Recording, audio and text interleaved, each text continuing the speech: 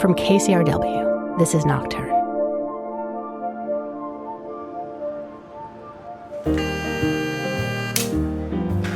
Okay, so my husband likes chicken franchise. Chinese. Sometimes I'll get lasagna. Sushi. Or usually Indian food. To get a Italian hero. Italian sometimes. Tiramisu for dessert.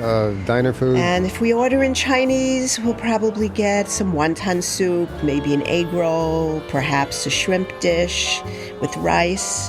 Yes, I get food delivered to my apartment all the time. We get food delivered to our apartment several times a week. There's a place right downstairs, so I really shouldn't order from them, but I do. Only when I'm really, really lazy, yeah. It's very shameful. I probably shouldn't have said anything, but yeah. The Italian food is really hot. The Chinese food is not as hot. It could be that Italian food just stays hotter longer than Chinese food. If I'm ordering in, it's usually kind of like critical mass, worked too late, got home late, starving to death. If you just had a long day and don't feel like going out, or if you're just, at home reading a book and you don't want to be like interrupted by other people, it's nice to just be able to not be bothered. Sometimes it arrives too soon. Sometimes it arrives and you're not ready for it. Literally, sometimes it'll be 5 minutes and you have no idea how they were able to prepare it and get it over to you that fast. Other times, you wonder what the hell is taking so long. Quite honestly, as far as I'm concerned, delivery food is never as good as having it in the restaurant. Somehow it possibly absorbs some of the container's tastes, or it just doesn't come as hot. It's just been sitting for a while, and then you still have to put it on plates. Really? I mean, you could eat it from the cart? Yeah, I guess there are people that eat it from the cart, and I never quite thought to do that.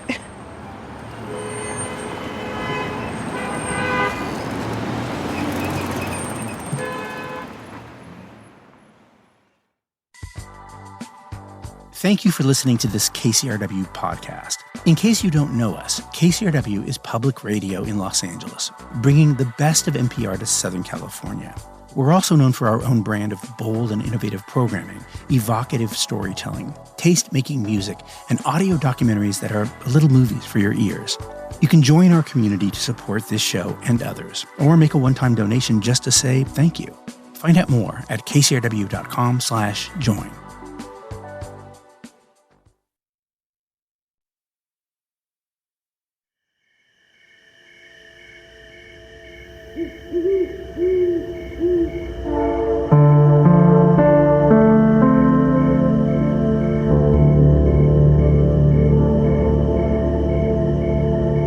You're listening to Nocturne. I'm Vanessa Lowe.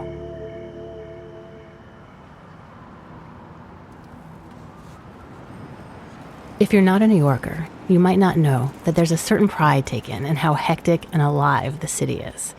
Die-hard New Yorkers often lovingly refer to the energy of the city. And as the day turns to night, that energy transforms from barely controlled chaos to merely bustling. This is Stephanie.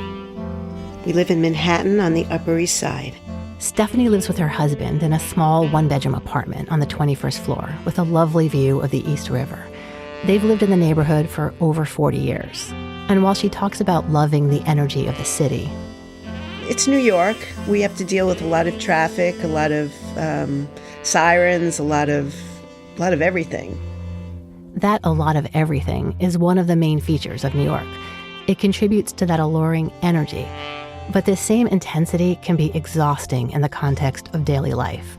Between jam-packed subways and buses, crowds on the street, and general overstimulation, by the end of a workday, many New Yorkers return home in the evening yearning to retreat from the masses. And while New York is not necessarily the easiest place to live, it is known as the city that never sleeps, and a place where you can pretty much find anything at almost any time. That includes a seemingly endless array of restaurants that supply the luxury of dinner delivered to your door. My perception is that a lot of people in Manhattan order in. I don't know about the outer boroughs. I don't know if it's as available for delivery. But in Manhattan, you see the delivery guys out in the evening, scooting all around. Convenience doesn't come cheap, though. the transition from day to night, when people start most of their food ordering, coincides with a daunting ritual in any city: rush hour. Rush hour in New York is on steroids.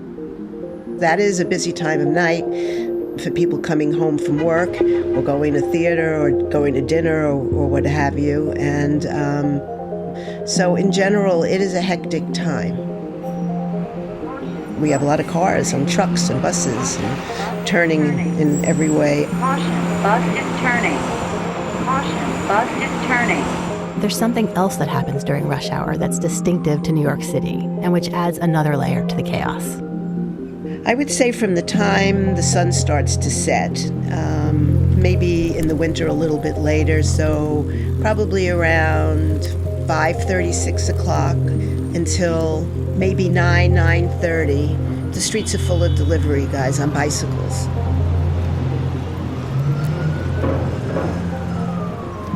Well, it's a really good thing to have because particularly if it's really nasty out and you haven't prepared something to cook in, or if you're not feeling well and you need to call up and they can deliver chicken soup, or you can just get a cup of coffee. Stephanie, though, like many New Yorkers, has mixed feelings about this nightly surge of guys on bikes delivering food. It gets a little scary at times. They don't always go in the direction the traffic is supposed to go, and they don't always stop for people. Just about everybody I know, if you mention traffic at that time, and the delivery guys will always come up. It's a pretty much well-noted situation. While the situation may be well known, that often can't be said for the people doing the delivering. Mostly men and often immigrants, the guys who race through the city streets with plastic bags hanging from handlebars are seldom given more than a passing glance. My name is Cesar. I'm a delivery guy. I'm working in this place I'm doing deliveries for the last 4 years, and I feel good. I think it's a good job. You know, you do cardio, exercise, so it's great. I like it. I'm 31 years old. I'm from Mexico. The name of the city is Puebla. All my family is in there. I live in here in New York with my brother. Almost 6 years. Cesar delivers food from one of the neighborhood restaurants on the Upper East Side that Stephanie orders from regularly. I actually don't know if Stephanie and Cesar know each other.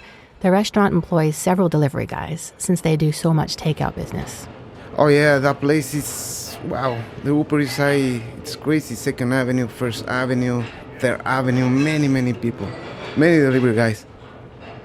The restaurant, it's burgers, salads, American food with American Greek food. But this is a busy place. It's 24/7, so all the time it's busy. Especially like 6 to 9, it's very, very busy. For example, now in winter time, like 35, 40 deliveries. It depends. We are in 81st Street, so we're going to 92nd, and then we're going to 72nd. We are on 1st Avenue, we're going to East End and 5th Avenue. We use a basket and one bag to put the food in there to don't get cold. It's going to the same way going up. We take like 3 or 4 deliveries. Sometimes you take the first one going down and the rest is going up, so you have to take only one. You can't take the rest. I have 2 jobs. In the morning I work in another place. I'm start at 8 to 4, and then I take a break for like 1 hour, and then I go to the other place to do the same thing for like 5 hours maybe. And Sundays I'm off. I used to be a truck driver, and because I used to work in the kitchen, but it's too hard. You never stop over there.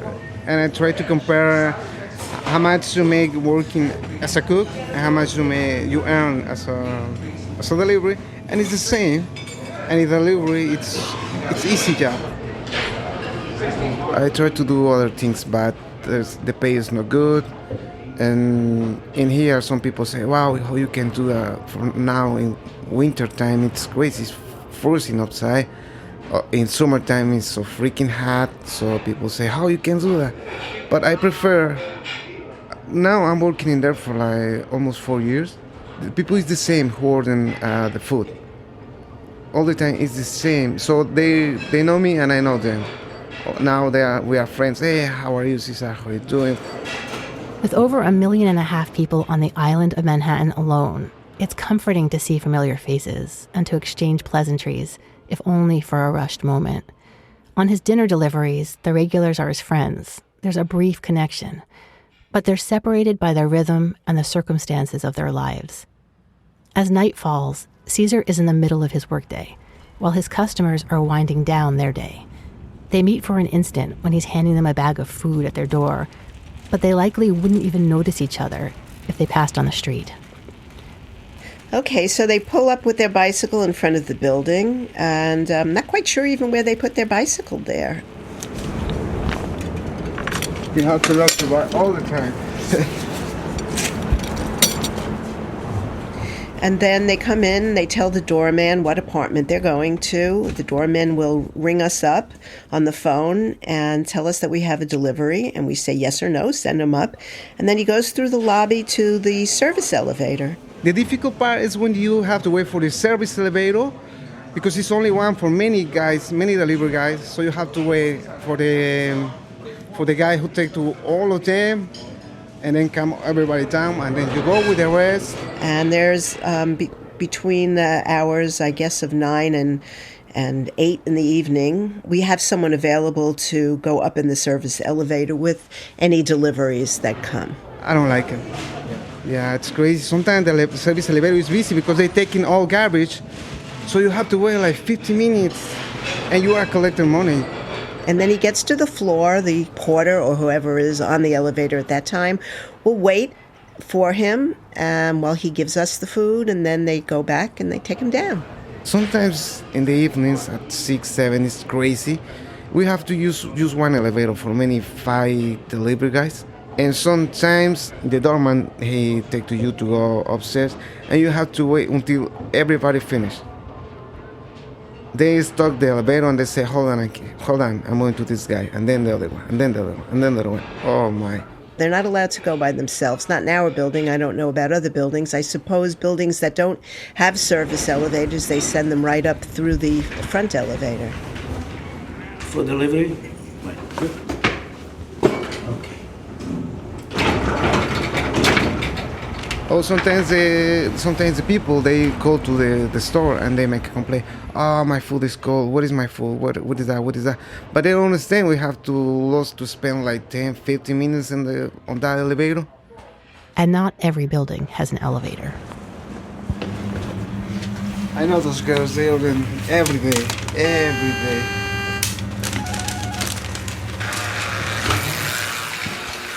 It's slow.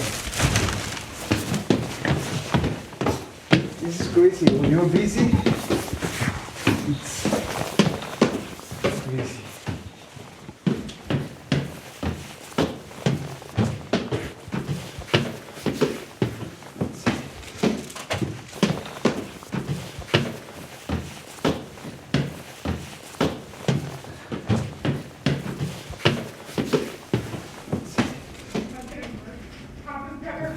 They're not ready.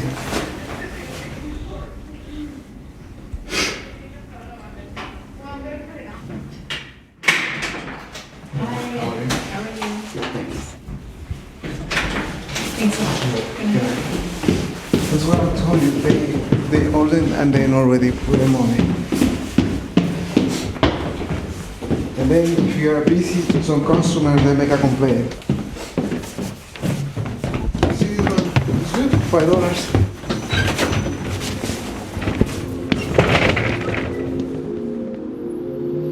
So Cesar is always running to deliver food as fast as he can, and it's a lot of pressure because people want to get their dinner while it's hot and doesn't taste too much like the container it comes in. Cesar is battling rush hour traffic, waiting for elevators, walking up and down stairs, often with multiple deliveries. But the customers only notice how long it's been since they ordered. It's a delicate balance between speed and safety. In this context, traffic rules become secondary. Many people think we are like a little crazy because we are all the time running. Well, they're doing that because they're in a hurry, and the more places they go in a short time, the more tips they get. So I imagine that's where they get most of their livelihood from.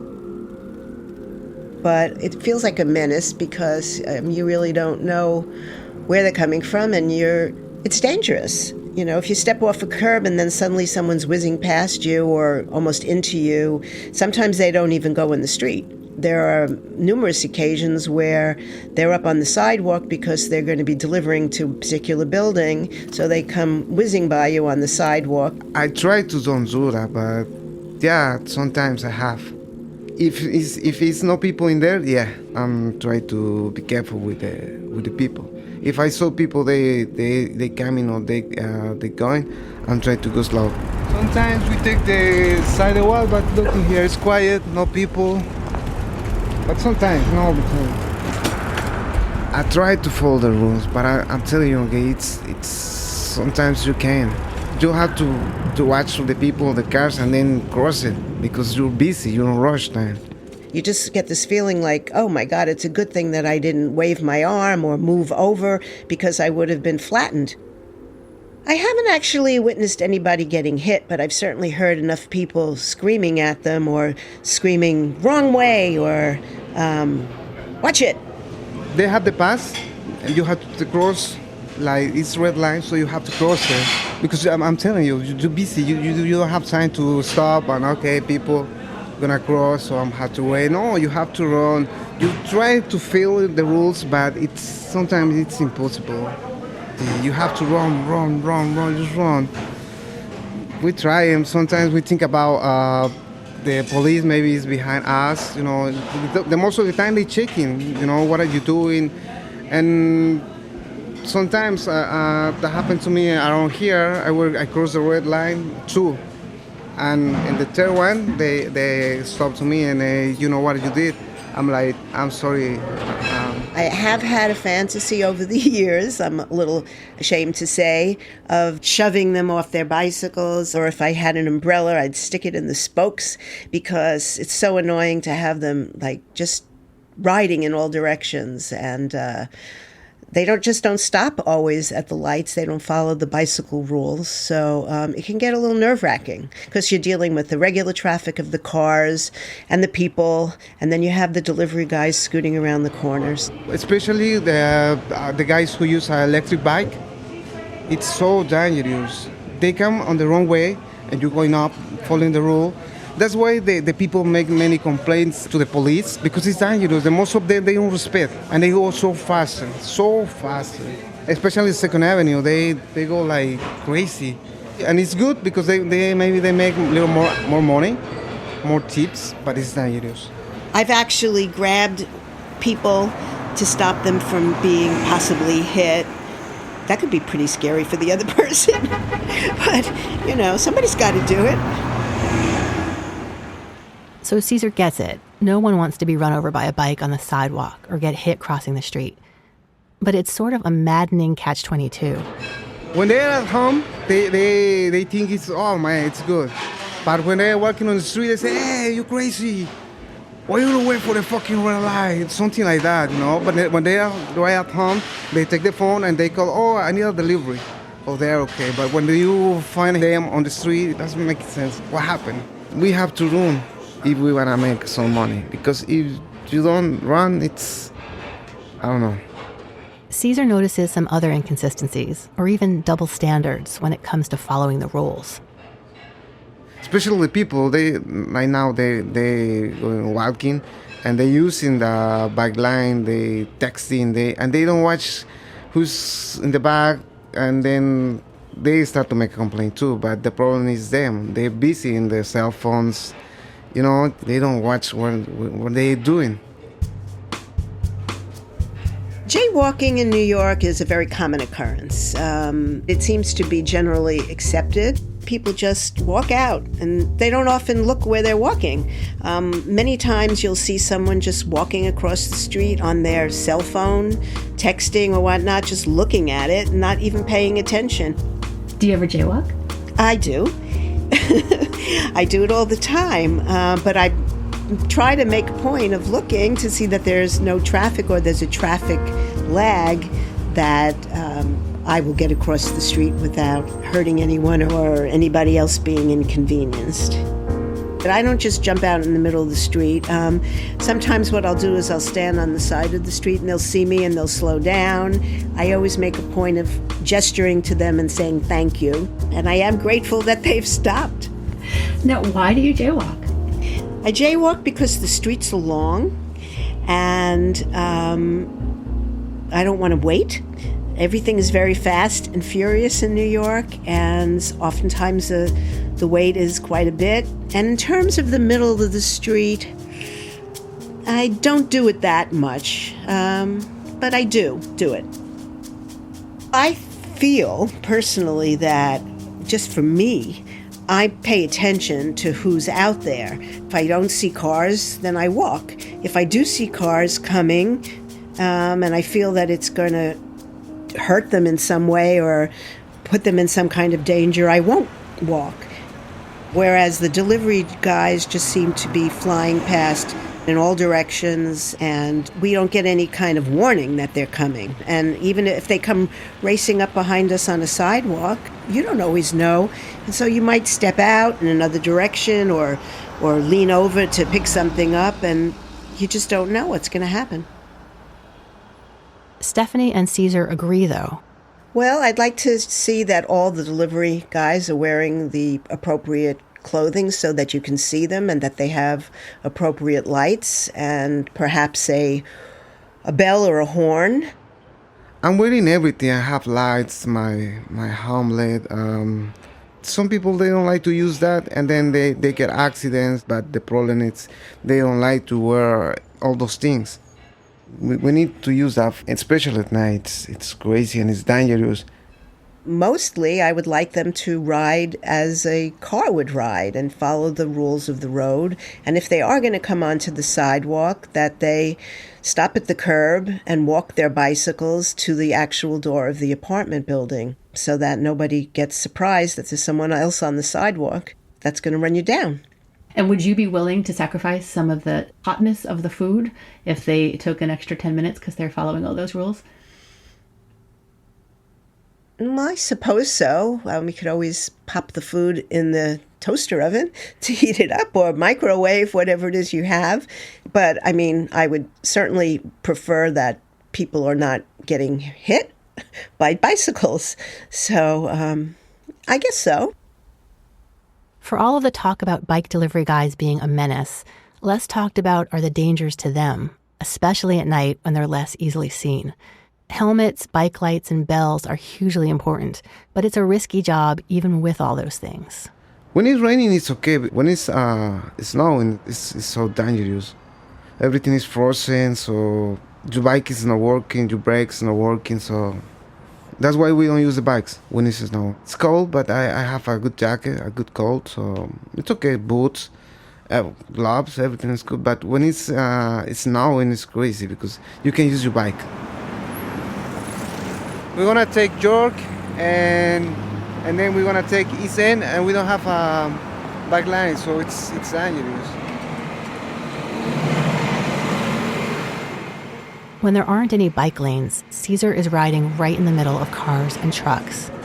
It's difficult, many cars, the drivers, they don't respect us, so sometimes I feel scared.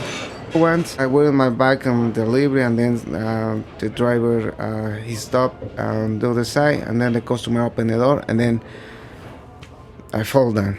They never watch. They just opening like they are the owners of the street. I don't know. The other guys who were walking around there, they called to the police and the ambulance. That was crazy. In that moment, the customer or the driver, she asked to me if I'm okay. I was so angry, and I just say to her, next time, please watch what are you doing. The next day, when I woke up, I saw my hand blue, and I was scared, like, oh shoot, what's going on? And I went to the hospital, and they told me it's okay, don't worry. But the drivers, sometimes they think it's only a bike, but it's not. It's one life. Come on, guys. Especially the taxi drivers, they are crazies. In addition to the physical dangers of the job, sometimes food is taken from the bicycles during deliveries, and even the bikes themselves get stolen. Yeah, like 3 times happened to me. Sometimes I take the subway on 86th Street, so I live over there. So the next time I come and what is my fucking bike? Somebody stole it. Yeah. While Cesar is racing from building to building, trying not to get hit by a car or get his bike stolen, the contrast between his life and that of his customers is not lost on him. When you go, for example, just cross the street or going upstairs of that building, doormans, they say, "Where are you from?" "I'm from the diner, he's downstairs." And they say, "I don't get it, they live in here, they have to cross the street and go to pick up the food, that's it." But maybe they come from work, so they're so tired or something like that, maybe. I think they have a lot of money because the food is it's expensive over there. And the doormans, they all the time say to us, they say, "I don't understand why they pay like $50,000 for the kitchen and they don't use it. They call for delivery." So I think they have a lot of money. Cesar and the other delivery guys work mostly for tips, and that's unpredictable, whether the order's from the same building as the restaurant or 20 blocks away. The building what is the restaurant, it's a big one, it's I think 36th floor. They order from there. They don't want to go to pick up the food, just they order and we go. But it's crazy because sometimes you go upstairs and they give to you like maybe $5. Just some of them, the rest of them they don't care. Even it's raining or it's snowing, they all the time give to you $2. Sometimes just $1. Even you have to go upstairs for like 4 feet flat. They don't care. Despite the difficulties of the work, Cesar's pretty happy doing bike deliveries, for now. I feel good. I like it. Yeah, but I don't want to be a delivery guy for the rest of my life, so I want to try to do something else. My brother, he works in a construction, so he told me something about it. The pay is good, but it's construction, so it's so hard. Cesar is looking to the future for when he's ready to move on from delivering food. I want to start school next Monday. I want to start to study English. Yeah, 2 hours a day, Monday to Thursday, because I speak, but it's difficult to write. It's so hard. I'm trying, but it's so difficult. It's not easy. Yeah, I want to go to learn the real English. So while Cesar improves his English and thinks about what he wants to do next, he'll stick with deliveries. He mostly likes the work and the people, and the tips are pretty good. There's just one thing he wishes were different. Some people, they don't care if it's raining, it's snowing, it's the same. They don't worry about it. The most of them, they just take the food and that's it. Thank you, and they close the door. They slap the door. Like, oh shit, okay, I'm busy to see you later. That's it. And of course, some of them, they are very nice, but some of them, they don't care. So maybe do more tip, but maybe they can be a little more nicely. For example, if it's cold right now, some of them, when you go to the delivery to them, "Oh, how are you? It's so freezing outside. Thank you so much for bringing my food. Stay warm, be careful." You feel so good when people reacting like that, you know. They say, "Thanks so much for bringing my food." It's so nice. They are out in the rain, they're out in the snow. So when we don't want to go out, they're going out. I wouldn't want to do it, and we thank them for that.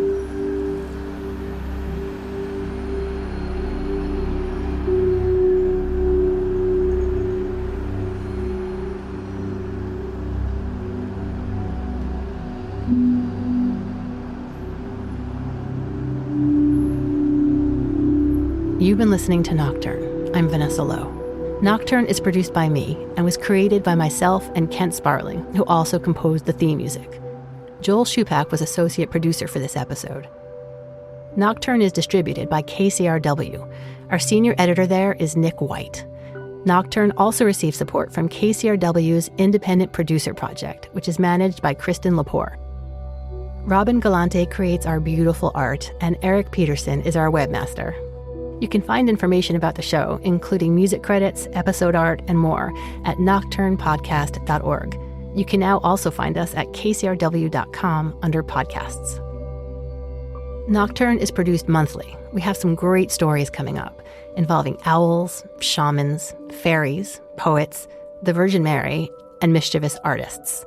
Subscribe to Nocturne on Apple Podcasts or wherever you listen to podcasts to make sure you get new episodes right when they come out. Thanks for listening.